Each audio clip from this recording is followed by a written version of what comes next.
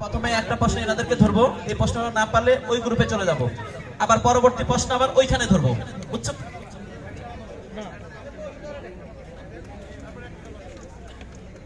আচ্ছা ঠিক আছে ঠিক আছে ঠিক আছে ঠিক আছে। আচ্ছা তাহলে আমরা প্রশ্নে চলে গেলাম। আমরা এখন আহমেদপুর এমএএস উচ্চ বিদ্যালয়ের কাছে চলে গেলাম। প্রশ্ন নাম্বার 1, ত্রিভুজের একটি বাহুকে বর্ধিত করলে যে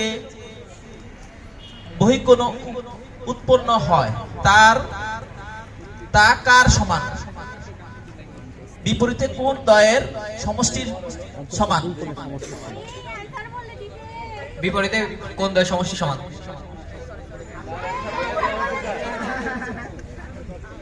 আচ্ছা এরপরে প্রশ্ন।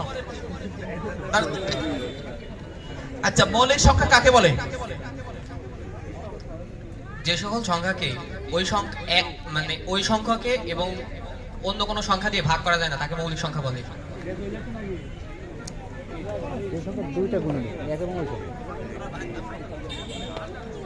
আবার বলেন, উত্তর বলেন। যে সকল সংখ্যাকে ওই সংখ্যাকে এবং অন্য কোনো সংখ্যা দিয়ে ভাগ করা যায় তাকে মৌলিক সংখ্যা বলে।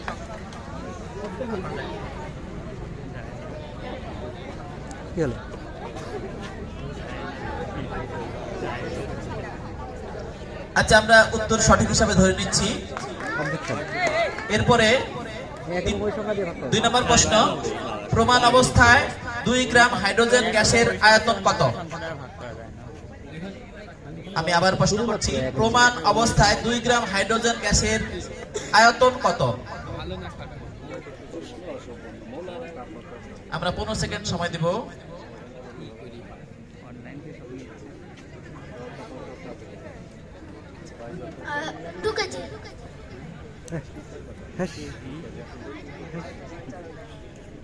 প্রশ্ন আমার আবারও পাস, নেক্সটে যাব, পাস। সুন্দর।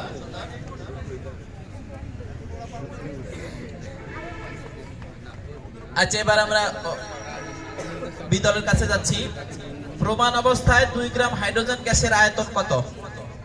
22.4 লিটার। সুন্দর, উত্তর সঠিক।